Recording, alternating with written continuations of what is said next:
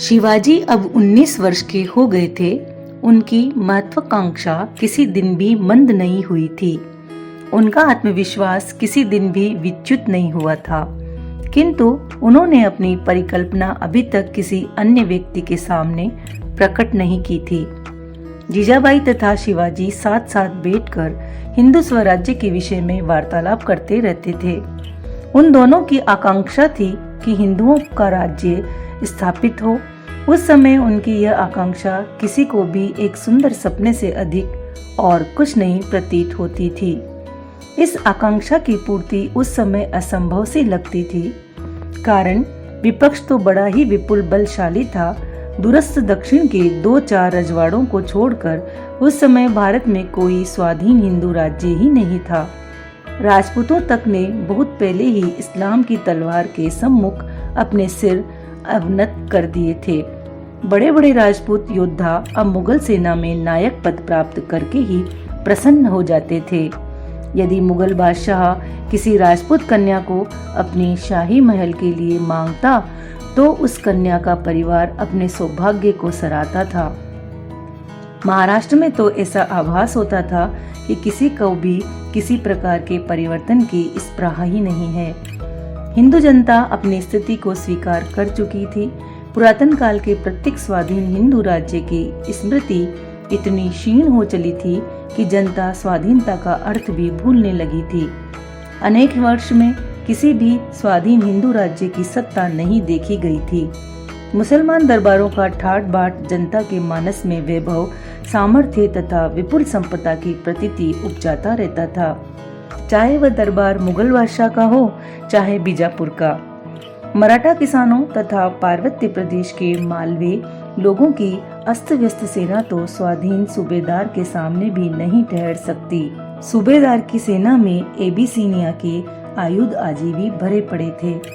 फिर शिवाजी की जागीर तो छोटे से प्रदेश का एक प्रांत मात्र थी।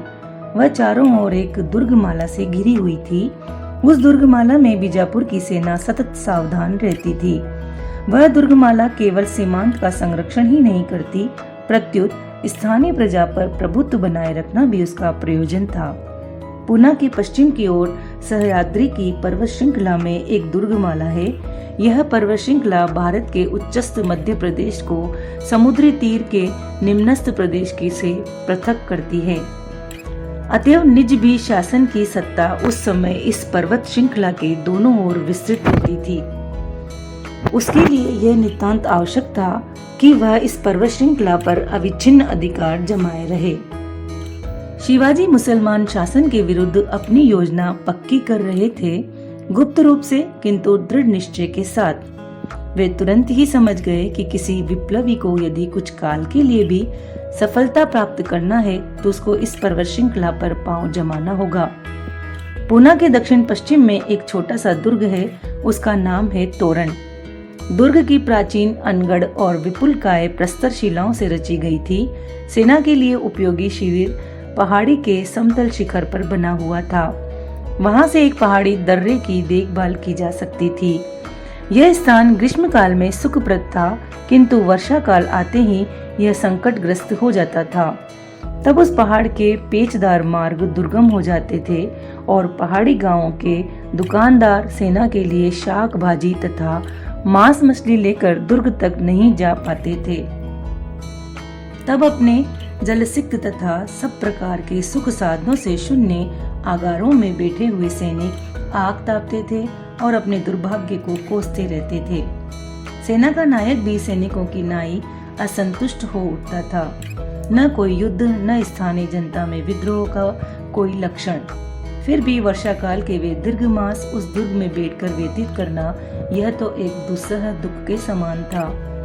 दुर्ग में न कोई काम था और न ही कोई मनोरंजन का साधन। अंततः सन 1646 की वर्षा ऋतु में दुर्ग नायक का धैर्य च्युत हो गया। उसने केंद्रस्थ अधिकारियों को सूचना दिए बिना ही अपनी सेना को निम्नस्थ मैदान में उतार लिया। उसका आशय था कि वर्षा काल व्यतीत होते ही वह पुनः तोरण दुर्ग में लौट आएगा। शिवाजी पहले से ही मावले लोगों के एक दल को दीक्षित कर चुके थे। उन्होंने तुरंत ही उस सुने दुर्ग में प्रवेश पा लिया। अब वे अपने अनुयायियों को शस्त्र, अस्त्र तथा धन देकर पुरस्कृत कर सकते थे। मुसलमान नायक को जो ही ये समाचार प्राप्त हुआ, त्यों ही उसने शिवाजी के विरुद्ध एक शिकायत बीजापुर भेज दी। शिवाजी के गुरु दादाजी भी अवाक रह गए थे। उन्होंने भी अपने शिष्य के पास अपने असंतोष का संदेश भेजा। शिवाजी ने उनको कोई प्रत्युत्तर नहीं दिया। तब दादाजी ने उद्विग्न होकर शिवाजी के पिता को एक पत्र भेज दिया। उन्होंने शाहजी को सावधान किया कि वे आसन्न संकट के लिए प्रस्तुत हो जाएं। शाहजी ने भी उनके पत्र पर कोई ध्यान नहीं दिया। उनका ये पुत्र तो सदा से ही उत्पात उठाता आया था। अब उस पुत्र ने अपना गला उलझा लिया था। अधिकारी गण अपने आप उससे सुलझ लेंगे। इसी बीच शिवाजी ने भी दूत बीजापुर भेज दिया। दूत ने शिवाजी के आचरण की मार्जना प्रस्तुत की। शिवाजी बीजापुर के आज्ञाकारी अनुचर हैं और उन्होंने दुर्ग पर अधिकार केवल इसलिए किया है कि बीजापुर वाले अपने नायक के निकम्मेपन से अवगत हो जाएं।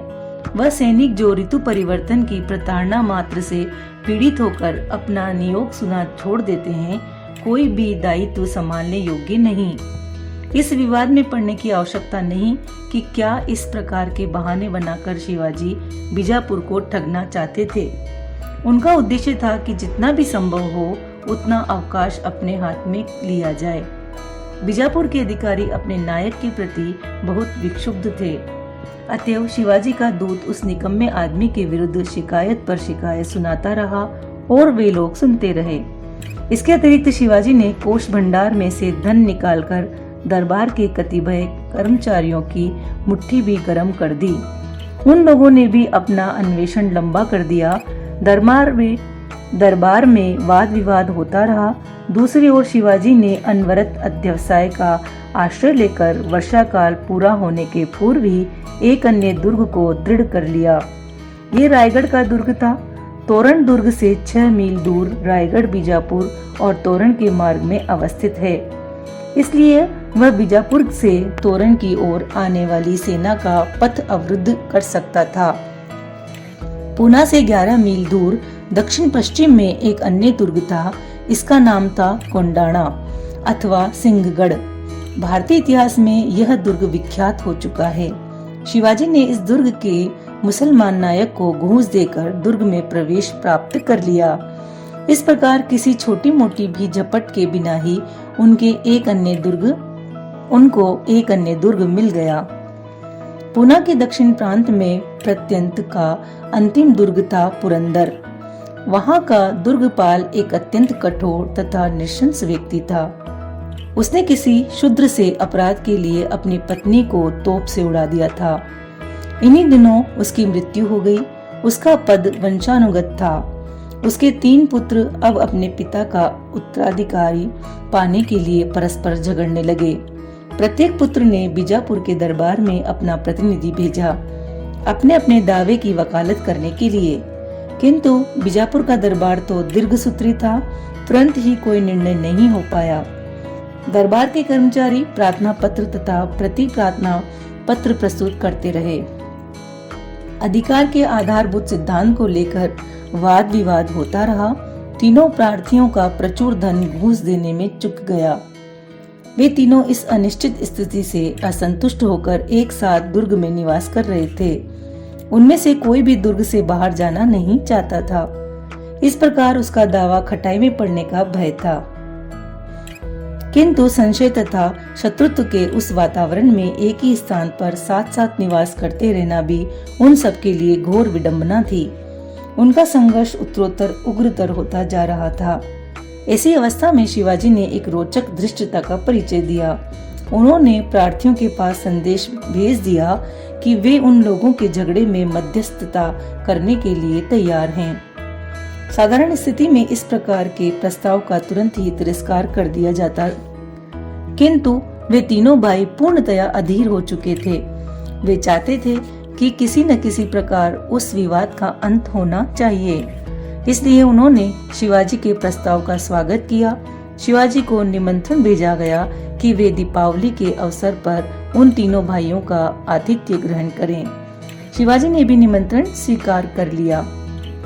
दुर्ग में नित्य प्रति ही फूस के गट्टा लेकर जाने वाले अनेक मजदूर आते जाते रहते थे। फूस दुर्ग के छप्पर छाने के काम आता था। दीपावली के कई सप्ताह पूर्व शिवाजी के कुछ अनुयायी चुपचाप उन मजदूरों में जा मिले और उन्हीं के समान अर्धनग्न रहकर फूस के गट्ठर ढोने लगे। इन गट्ठरों के भीतर उनके शस्त्र अस्त्र छुपे हुए थे। दुर्ग के प्रहरी प्रत्येक मजदूर की परीक्षा करने के अभ्यासी नहीं थे और इस समय तो उनके पास संदेह करने का कोई कारण भी नहीं था। इसी बीच दोनों छोटे भाई एक साथ मिलकर बड़े भाई के विरुद्ध एक षड्यंत्र रचने लगे। उनको आशंका थी कि कोई भी न्याय बुद्धि मध्यस्थ अनिवार्यतः ज्येष्ठ पुत्र को ही पिता का उत्तराधिकारी चुनेगा। अतः शिवाजी जब अतिथि बनकर दुर्ग में पधारे तो उनको एक भोज में आमंत्रित किया गया और उस आमोद प्रमोद के मध्य में छोटे भाइयों ने बड़े भाई के साथ झगड़ा कर लिया। वे दोनों बड़े भाई पर पिल पड़े और उसको उन लोगों ने रस्सियों से जकड़ लिया। तब वे दोनों भाई शिवाजी के साथ बातचीत करने के लिए प्रस्तुत हो गए। शिवाजी ने देखा कि दोनों भाई पर्याप्त मात्रा में सुरापान करके प्रमत्त हो उठे हैं। शिवाजी स्वयं तो सुरापान के रसिक थे नहीं। उनसे मिलने वाले सभी लोग उनके सूक्ष्म खानपान का एक समान वर्णन करते हैं। इस अवसर पर भी शिवाजी पूर्णतया प्रकृतिस्थ थे। उन दोनों भाइयों की बात सुनकर उन्होंने विस्मय का भाव प्रकट किया। उन्होंने कहा कि ऐसे प्रसंग से त्वरा करना उचित नहीं। प्रसंग के प्रत्येक पक्ष पर सम्यक विचार करने के लिए कुछ समय तो चाहिए ही। शिवाजी ने उन दोनों भाइयों से अगले दिन जल क्रीड़ा के लिए चलने का अनुरोध किया। अगले दिन वे तीनों दुर्ग प्राचीर के पास ही प्रवाहमान एक नदी में जल क्रीड़ा के लिए निकले। वर्षा काल के उपरांत नदी का जल स्वच्छ तथा शीतल था। वन्य पुष्प लताओं से आच्छादित तट प्रांत वाली नदी का जल प्रस्तर शिलाओं पर दुलकती हुई मरकत मणि सा प्रतीत हो रहा था। शिवाजी तथा वे दोनों भाई एक साथ उस जल में क्रीड़ा करने लगे, मानो पिछली रात का प्रसंग उनमें से किसी को भी स्मरण न रहा हो। और तदनंतर वे तीनों परस्पर विनोद करते हुए दुर्ग द्वार की ओर आरोहण करने लगे। अचानक वे दोनों भाई पथ प्रांत में ही अचल हो गए। वे अपलक नेत्रों से दुर्ग द्वार की ओर दृष्टिपात कर रहे थे। द्वार के अटालक पर से बीजापुर ध्वज विलुप्त हो चुका था और वहां पर प्ररूढ़ होकर एक अपरिचित सैनिक पहरा दे रहे थे। अरे, ये तो पार्वत्य प्रदेश के प्राकृत मावले थे। ये किसके सैनिक थे?